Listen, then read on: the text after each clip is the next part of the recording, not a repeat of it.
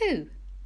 It wasn't a human. It couldn't be. It was 4 times as tall as the tallest human. It was so tall, its head was higher than the upstairs window of the houses. Sophie opened her mouth to scream, but no sound came out. Her throat, like her whole body, was frozen with fright. This was the witching hour, all right. The tall black figure was coming her way. It was keeping very close to the houses across the street, hiding in the shadowy places where there was no moonlight.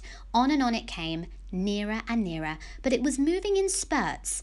It would stop, then it would move on, then it would stop again.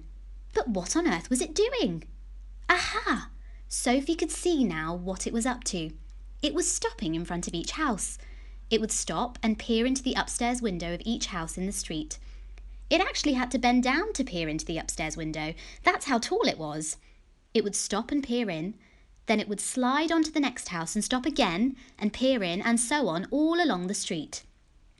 It was much closer now, and Sophie could see it more clearly. Looking at it carefully, she decided it had to be some kind of person.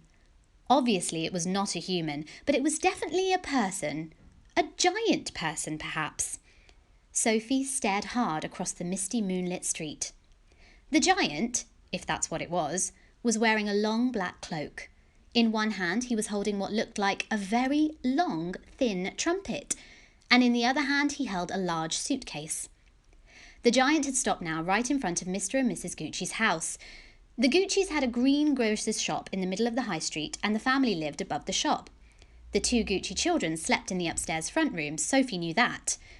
The giant was peering through the window into the room where Michael and Jane Gucci were sleeping. From across the street, Sophie watched and held her breath.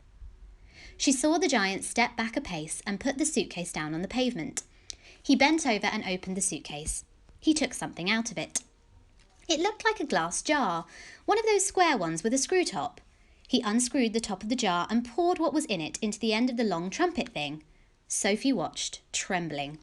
She saw the giant straighten up again, and she saw him poke the trumpet in through the open upstairs window of the room where the Gucci children were sleeping. She saw the giant take a deep breath, and woof! He blew through the trumpet.